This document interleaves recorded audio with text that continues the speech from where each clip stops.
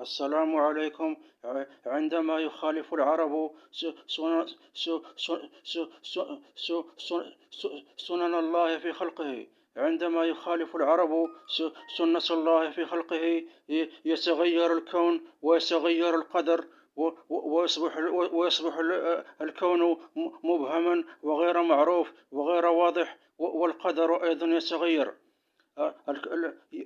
معظم الأمور تتغير عندما يخالف العرب السنة الإلهية في الخلق. ومن هذه السنن الزكاة.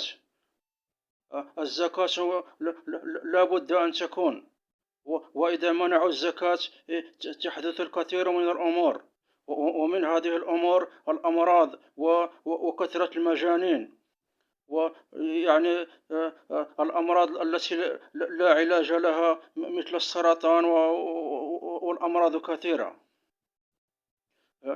الأمراض تكون بلا علاج وبلا دواء، و و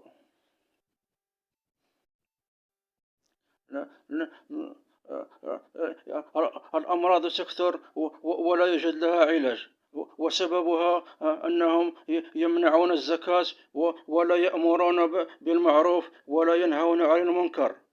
الأمر بالمعروف والنهي عن المنكر لا بد منه، وإذا تركه العرب يهلكون بسرعة. الهلاك يكون سريعا فيهم. ومن هذه السنن القتال. القتال بين العرب واليهود، إذا منعوا القتال ولم يأمروا به، يعني يتغير الحال ويكون الضرر على العقل والنفس.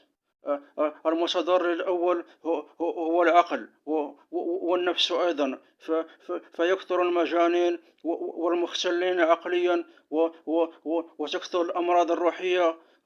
الأمراض الروحية هي عالم كبير، العالم كله يعاني منه.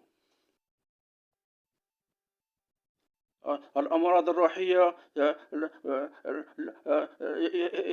هي نتيجة لكثير من الأمور، ومن هذه الأمور ترك السنن الواجبة.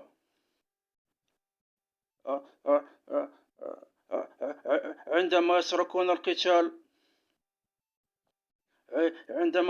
القتال يتغير القدر ويسوء الحال.